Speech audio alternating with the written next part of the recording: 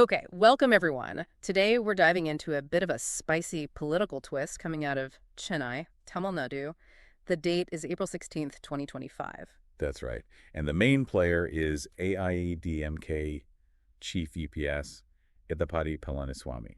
He's been making headlines. He certainly has. Specifically, he's come out quite strongly denying any plans for a coalition government with the BJP-led NDA for the big 2026 Tamil Nadu Assembly elections. Yeah, it's like he's completely swatting away all that buzz about power sharing. He's firmly saying it's going to be, good old AIADMK rule if they win. Which is interesting, right? Because this comes just days after comments made by Union Home Minister Amit Shah back on April 11th. Exactly. And EPS is now claiming Shah's words were, let's say, twisted by the media. He's pushing back hard. So our mission today is to unpack this, what was actually said, why the denial now. We're going to dig into the details. Absolutely. It's a key moment, especially given Tamil Nadu's political history. Coalitions aren't exactly common practice there. Okay, so let's set the scene. It's April 16th, that Wednesday in Chennai. Hot day. EPS is talking to the press. And this wasn't just any press meet. It was right after the AIADMK staged a walkout from the assembly. So tensions were already a bit high. Right. And the big question was about Amit Shah's earlier statement. What did EPS make of it? And his answer was, well, pretty blunt. He said, and I'm paraphrasing slightly here, Shah never spoke about forming a coalition government. Wow, okay. Straight denial. Completely. He drew a very clear line, saying we have entered into an electoral alliance, not a governance pact. That distinction is everything here. Explain that a bit. Electoral alliance versus governance pact. Think of it like this. An electoral alliance is like agreeing to carpool to a big party together. You're heading in the same direction, hoping to get there. Makes sense. But a governance pact, that's like deciding before the party who gets to drive the car home, who controls the music, who gets the front seat. It's about sharing power after you've potentially won. Got it. So EPS is saying, we're just sharing the ride for now. Precisely. And he didn't stop there. He directly accused the media of misinterpreting and trying to play tricks. Strong words. Definitely sounds like he felt the narrative was getting away from him, or maybe being pushed in a direction he didn't like. He even offered his own interpretation of Shah's comments. He said Shah meant that nationally, the alliance is under Modi, but in Tamil Nadu, he, EPS, would be the leader. So framing it as clear jurisdictional leadership within the alliance. Yes, an assertion of his authority within the state structure of the alliance. Okay, but this is where it gets tricky, right?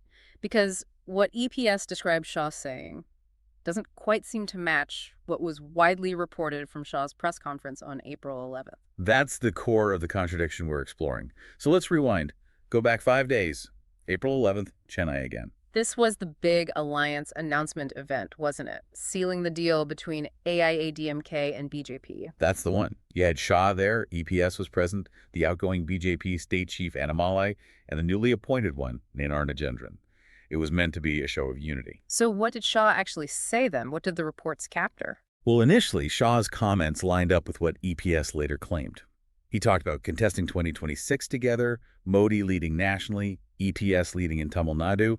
Several outlets reported that. Oh, so far so consistent. But then came the direct question. Someone asked specifically about forming a coalition government. Ah, the crucial question. Exactly. And multiple credible sources. The Hindu, India Today, the New Indian Express, ANI, even had video clips discussed on social media, reported Shah answering very directly. And the answer was? The reported quote was something like, yes, we will form a coalition government. We will fight the elections under the leadership of Edappadi K EPS. Yes, we will form a coalition government. That seems unambiguous. Pretty clear, right. And reports also mentioned him adding that details like seat sharing and who gets which ministry would be sorted out after the elections. Which really does sound like a plan for shared governance, not just an electoral pact. Absolutely. And you have to remember the context in Tamil Nadu. Single-party rule by either DMK or AIADMK has been the standard since the 60s. Coalitions are really rare. So Shah saying coalition government wasn't just a minor detail. It was potentially huge news. A big shift. A bombshell, really. It suggested a fundamental change in how power might operate if the alliance won. It hinted at the BJP getting a real seat at the table, not just being an ally. And what about EPS at that moment, on April 11th, when Shah reportedly said this? That's the other fascinating part. Reports indicate he was silent. He didn't jump in to agree, disagree, or clarify. Just nothing. Apparently so. And that silence, it fueled a lot of speculation. Was he okay with it? Was he surprised? Was he just waiting? It left a vacuum, and the interpretation of a coalition seemed to fill it. Which brings us back to April 16th and his very firm denial. Why the U-turn? What changed in those 5 days? Well, several factors could be at play. First, the relationship between AIADMK and BJP hasn't exactly been smooth sailing recently. Right, they had that split in 2023. Exactly, and a big reason was criticism from the then BJP state chief Annamalai directed at AIADMK icons. That caused real friction. So getting back together required some careful management. Driven by the 2024 election results, presumably. The DMK sweep must have focused minds. Without a doubt.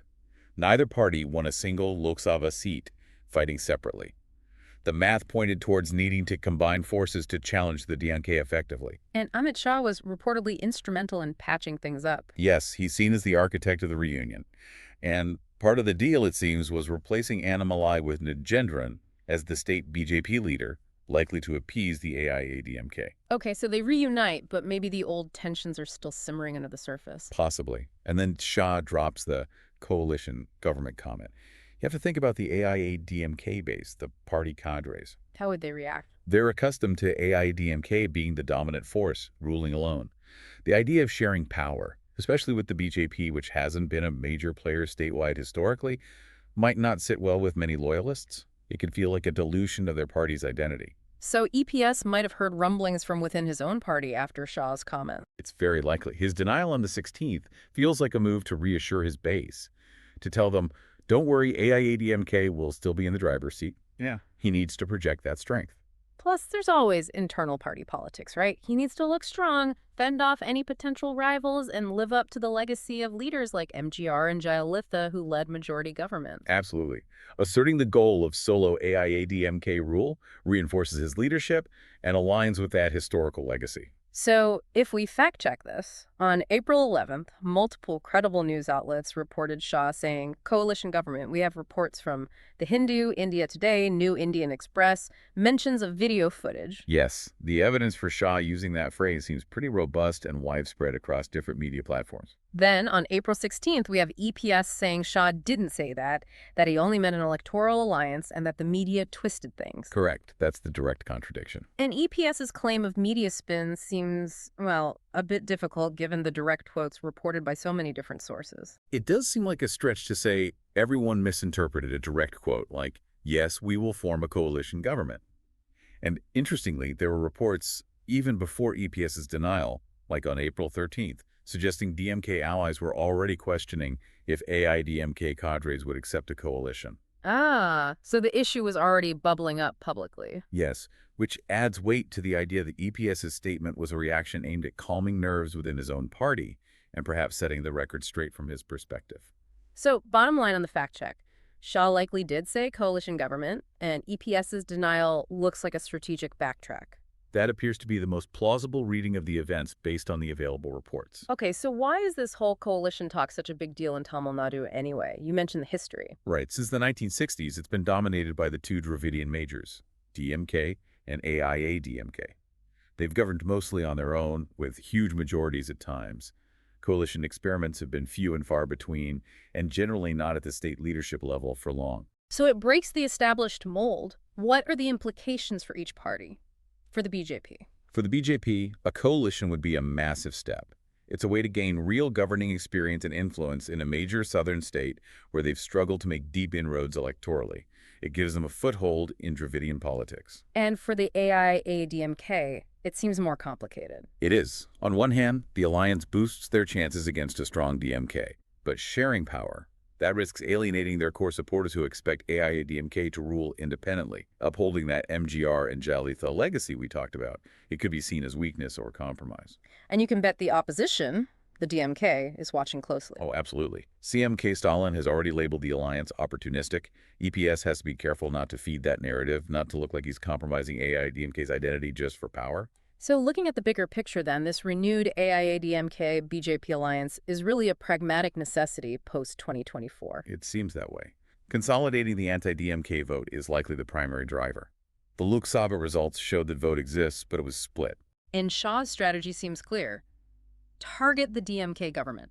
Yes, focusing on alleged corruption, law and order, issues typical opposition lines of attack, trying to create dissatisfaction with the incumbents. Meanwhile, EPS will lean on AIADMK's ground game, especially in rural areas. That's their traditional strength, the organizational structure, the loyal voter base.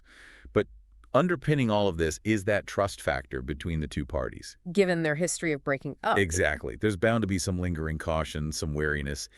EPS pushing back on the coalition idea could be part of managing that delicate relationship, ensuring AIADMK isn't seen as subordinate. And then there's the wild card, isn't there? Actor Vijay's new party. Right, the Tamilaga Vitri Kazagam, TBK. That could really shake things up in 2026. Nobody's quite sure how much support they'll pull, especially from younger voters and women. Could they split the vote further, hurt both main alliances? It's definitely a possibility. They add a whole new layer of unpredictability. Plus, you still have smaller parties like PMK, DMDK, Tamil Manila Congress, who might align one way or another, further complicating the electoral arithmetic. It's a complex field, so wrapping this specific episode up, EPS's denial seems like him setting the tone, doesn't it? I think so. It's defining the alliance as a partnership for elections, yes, but with the clear goal of AIADMK retaining its dominance if they win. It's about managing expectations, both internally and externally. Shah's coalition talk might have been a trial balloon, maybe testing the waters, but EPS quickly signaled the limits. It suggests that BJP needs to tread carefully, respecting the AIADMK's position and history in the state, if this alliance is going to hold together effectively until 2026. And of course, 2026 is still way off. Lots can change. Ultimately, the voters decide. Absolutely. Which leaves us thinking, will voters buy into EPS's vision of AIADMK leading alone, even within an alliance? Or will the BJP's national clout sway opinions? Can the DMK hold on to its power amidst these challenges? Plenty of questions. It just highlights how dynamic and, frankly, unpredictable Tamil Nadu politics can be. The lead up to 2026 is certainly not going to be boring. Yeah, if I want to keep watching closely.